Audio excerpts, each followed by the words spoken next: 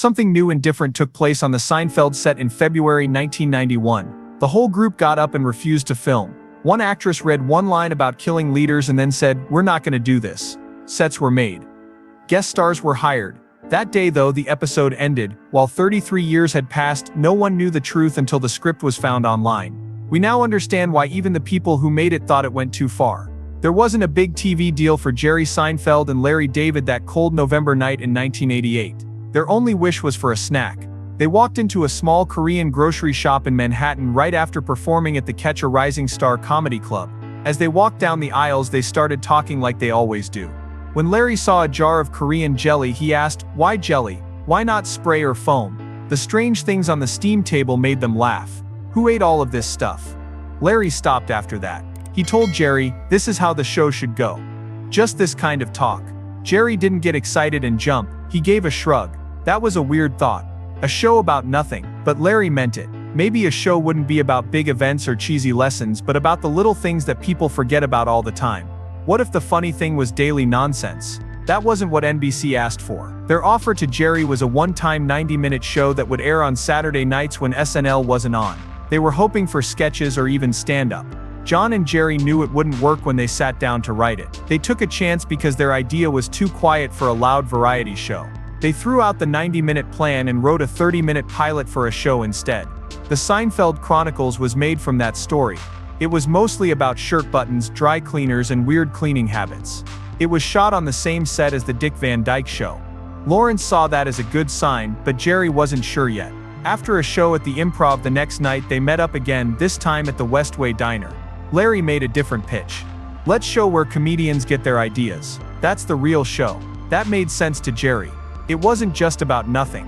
It had to do with the steps. The late-night idea turned into a big change in late-night TV. Larry wanted to see this show for another reason. He had no money. He had no regular job.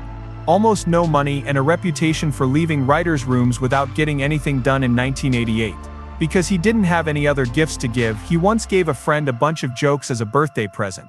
Seinfeld saw that those jokes made people laugh. Lawrence knew that when NBC called, this could be his chance to finally make something happen. He bowed more than normal, took the studio notes, and worked all the time. He had to show something now since he quit Saturday Night Live after only one sketch. The title of the show was also a mess. NBC didn't believe it. They called it different things, like The Jerry Seinfeld Show, Good News, Bad News, Pilot, and even Stand Up. It didn't stick until someone said, "Let's keep it simple, Seinfeld." But that simple title didn't show how close the show was to failing before it even began. It wasn't easy to cast either. Daniel DeVito and Chris Rock both turned down the part of George Costanza. Chris Rock made a joke later that he would have been the black friend. Too much for Danny DeVito to do was make movies like Twins. He didn't want to be a go-between. Kevin Alexander, a New York theater star, was left. He wasn't even in LA when they searched for him. A few pages of the book were given to him. He thought it read like a Woody Allen movie. He did the only thing that came to mind. The impression he did of Woody Allen was way too good. Everything, glasses, voice, etc. He didn't think they'd call, but they did. They flew him out and told him, "We love it. Cut down on the Woody a bit." That was it. George Costanza was born. Elaine didn't even appear in the first movie. NBC told Jerry and Larry to add a woman because they thought it had too many men. A lot of auditions came in. Jerry liked Megan Mullally a lot. Pat Heaton and Rosie O'Donnell did the same thing. Julie Louis-Dreyfus then walked in. Jerry knew in 30 seconds. Afterward he said, "She makes you laugh without breaking your nuts." She got 2 Emmys for that part. Joey said she was the show's sparkle. Then Kramer showed up. That part was simple to fill, but there was a catch. In the past, Michael Richards had worked with Larry and was known for his physical comedy. Really physical, you know. As a joke on a sketch show, he once asked for a bag of dirt. He went that far for a while. They had to keep extra door hinges on hand for Seinfeld. They were always broken when he came in. To keep from getting hurt, he'd wear pads under his clothes. He would practice by himself, making up sounds without a plot. He was not acting like Kramer.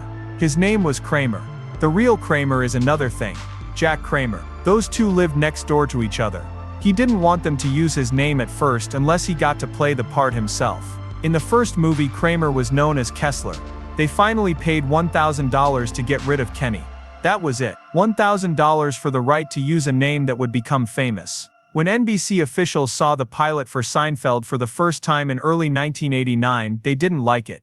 The head of NBC's entertainment business, Brandon Tartikoff, didn't just turn it down. He made fun of it. He said it was too Jews and too New York.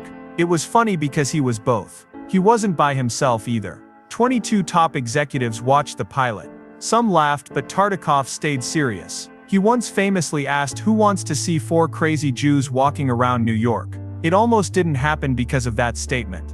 But Warren Littlefield and Rick Ludwin, 2 guys in the background, wouldn't let it die. They fought for the show's strange charm because they thought it was cool. In the end, Tartikoff changed his mind and said that Seinfeld was one of the most important 90s shows. It was just that he didn't see it at first. But even the leaders didn't get it. NBC took it a step further and showed the pilot to 400 test audiences. The end result? Terrible. The episode was shown on unused cable channels and then questionnaires were sent out afterward.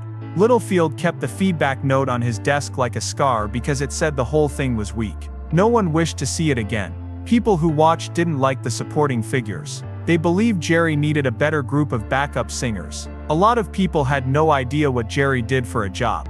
One note said it didn't like what they saw in the laundry. They told me not to get too excited about going to the laundry. That line hurt, especially since the whole point was to say something boring and normal. It was almost a death sentence. The memo was like a knife to Littlefield's heart, but they didn't tell Jerry or Larry David about it. Not until many years later when they put framed pictures of the memo in their bathrooms to show how wrong everyone was. Even so, the network didn't believe them. NBC didn't treat the pilot like a launch when it finally played on July 5, 1989. They buried it. People who work in the business call it garbage dump theater. They used this quiet summertime to get rid of dead pilots. The numbers weren't too bad. Nielsen gave it a score of 10.919. That meant that 10.9% of American homes watched, and 19% of TVs were watching. But it didn't get the most viewers in its time spot. It was tied with a Fox show about secret cameras and a CBS cop show. NBC didn't even list it on their approved schedule for 1989. 1990.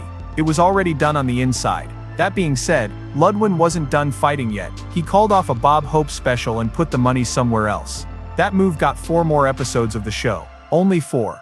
In the history of sitcoms, it was the smallest order ever. Still, it was enough. The 4 shows didn't come out until May 30th, 1990. That meant there was 11 months between the pilot and the next show. Castle Rock, the company that made the show, tried to sell it somewhere else at that time. It wasn't wanted. NBC's small order was the only thing that kept the show alive. Once a year later, when the pilot was shown again, it did much better. It got 13.9 stars and 26% of the vote. That was enough to go ahead with season 2. The 1-year holdup almost killed Seinfeld, but it also gave the show time to find its groove. From that shaky start, Seinfeld grew into one of the most popular and valuable TV shows ever. It was making NBC $200 million a year by the late 1990s. That doesn't bring in money for the show. After costs, that's how much NBC made. Making the show cost around $50 million a season, or about $2 million an episode. But each 30-second ad brought in $550,000. The numbers pointed to one thing: it was great to watch Seinfeld. NBC even spent an extra $30 million to make sure the last season would air. That was something they had never done before. Since then, they haven't had to. Then there was Jerry. He did something in 1997 that no star had ever done before. He got a $1 million salary per show. That was in the news all over the world. Each line brought him about $13,000. He used to get $20,000 per show. After that, $40,000 first, then $100,000. By season 7 and 8, he was making $500,000 a show. He made $1 million by season 9. He made about $60 million from the show, or more like $100 million when you take inflation into account. What happened next was set off by that move. The group of friends did the same thing and asked for and got the same $1 million payoff. After the fact, Courtney Cox said that Seinfeld's deal scared a lot of companies. What really shocked everyone was when Jerry said no. NBC paid him $5 million an episode in 1998 to come back for season 10. For just 20 shows, that would have cost over $100 million. No, he said. NBC boss Warren Littlefield, who had always been on his side, was shocked. He said they were so sure that no one would turn down their offer that they made it. But Jerry did. He told them he had nothing to live for. There is no wife or child. There is only the show. It wasn't worth it. He left. It was his wish to end Seinfeld when he was at his best.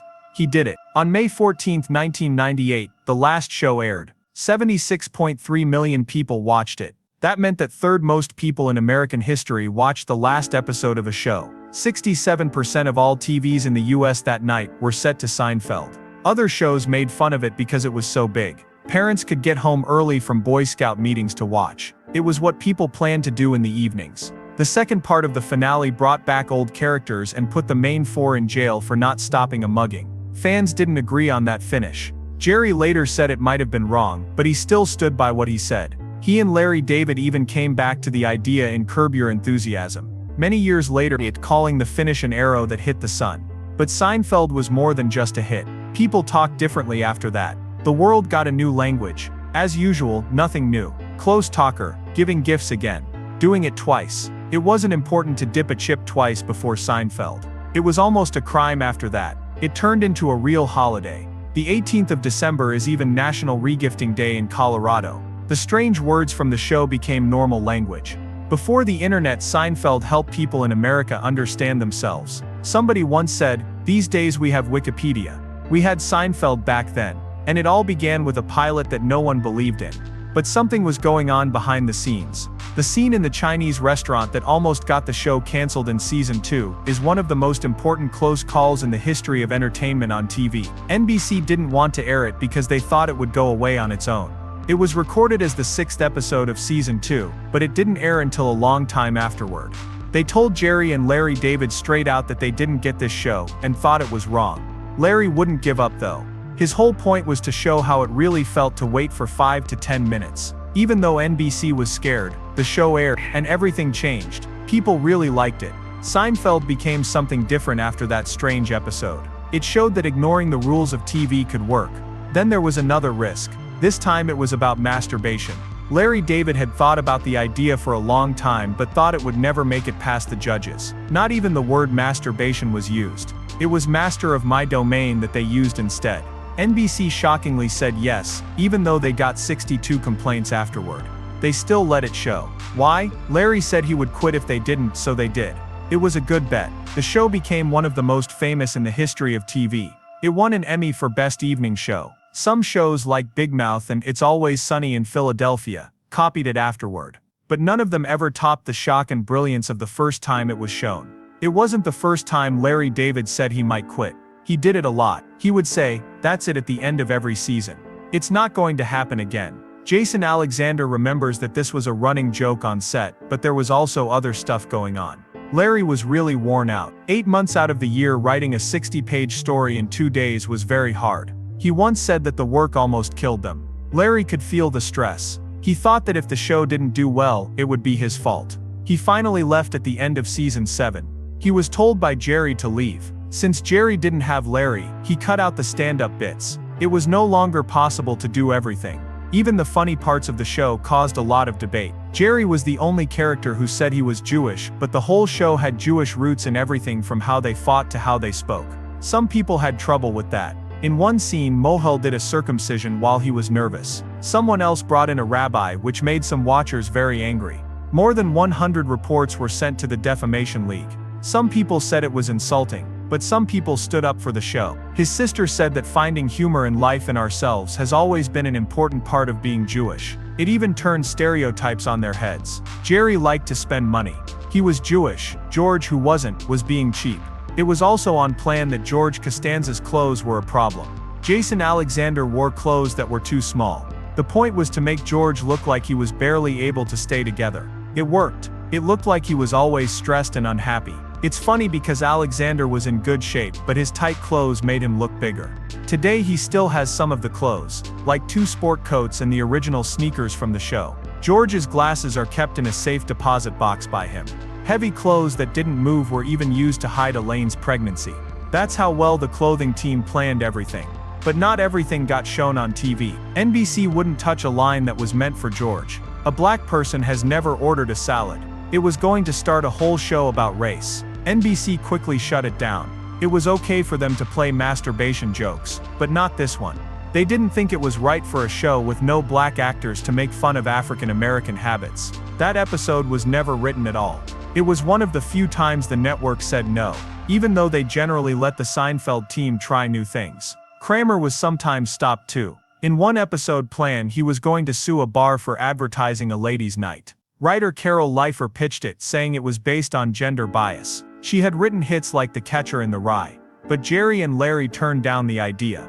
It wasn't their style. Leifer had another idea: Kramer could help with medical tests. That one was also shut down. It was too dark. There were times when the show broke the rules, but even they had limits. John Charles Larry, someone who wrote for the show a lot of dark stories, was known for going too far too quickly. He wrote stories about Nazis, stalkers, and even a cut that didn't go right.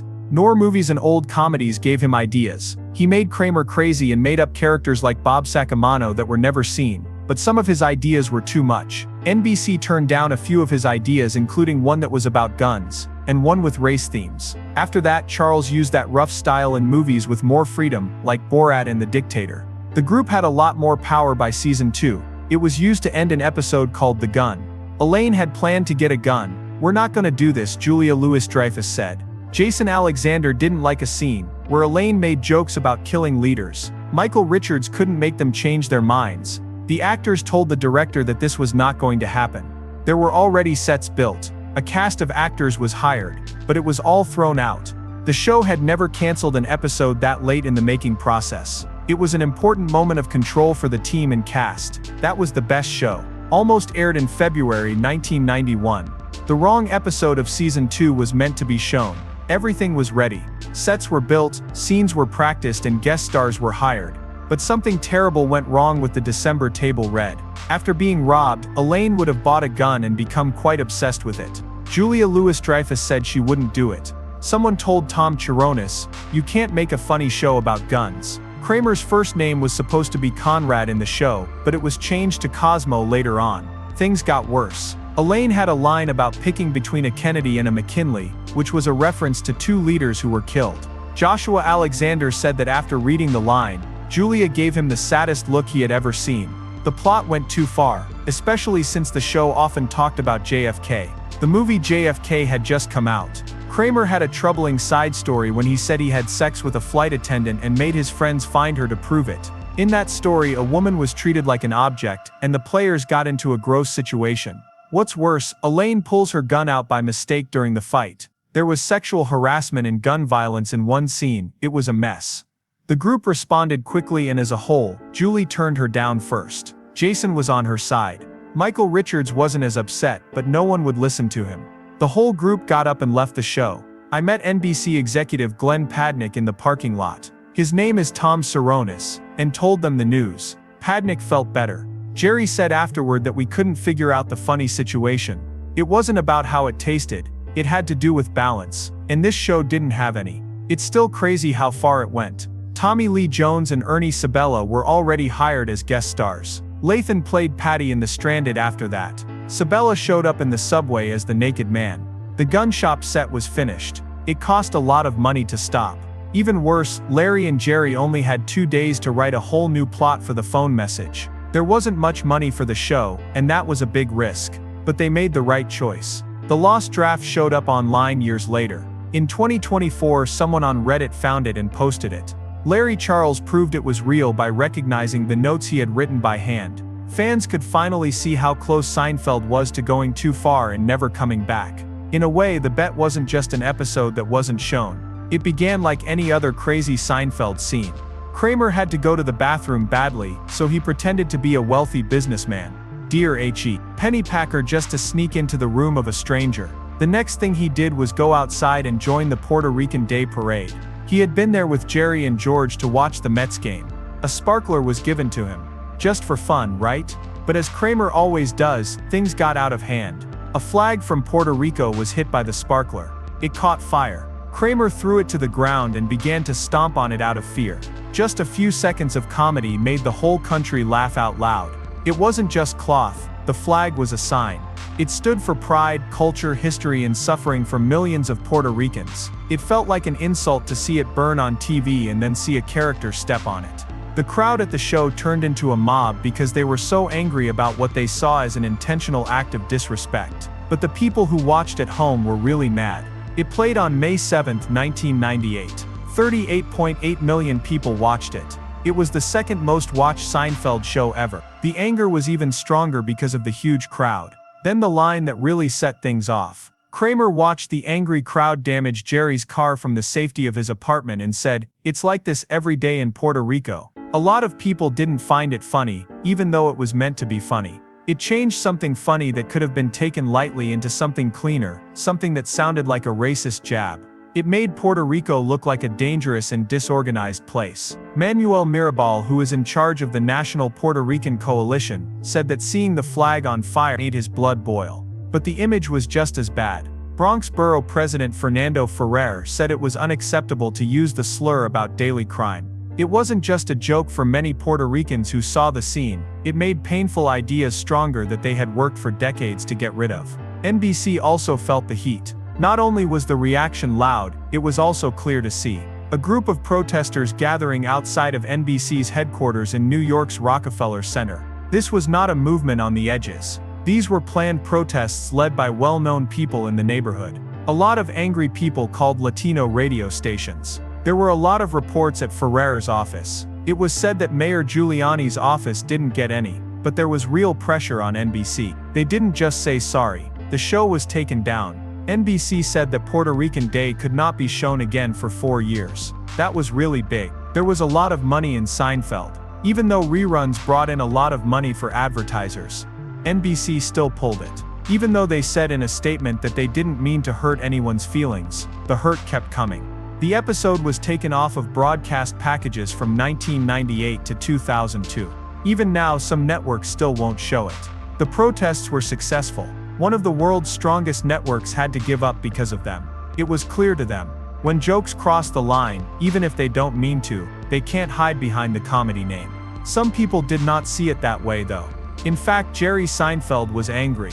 He thought the anger was not where it belonged. His view was that the show had nothing to do with Puerto Ricans. There was a Puerto Rican parade going on at the same time. As it turned out, Steve Coren and David Mandel, the writers, said that the story could have taken place at any New York City parade of any race, and nothing would have been different. But doubters didn't believe it. That theory didn't take into account the real reasons behind Puerto Rico's political and cultural conflicts with the US. It did matter which parade they chose. A lot of the protesters hadn't even seen the show, which made Jerry even more angry. He went up to one of the protesters and asked how they could be so upset when they couldn't even see it. What's the answer? It seems like it would be insulting. That part said a lot about how anger in the media spread in the late 1990s. Not on Twitter or in popular videos. Just talk on the radio and in person along with a title. But that was enough to make everything catch fire. NBC was dealing with one of its biggest problems at the same time that it was making record amounts of money. The rights to re-air Seinfeld were sold for an amazing $1.7 billion in 1998. Lawrence David got $250 million up front, and an extra $40 to $50 million a year for his share. Jerry Seinfeld also had a 25% stake. By 2013, the show had made more than $3 billion from being shown in other. Even though it caused a stir, people still watched.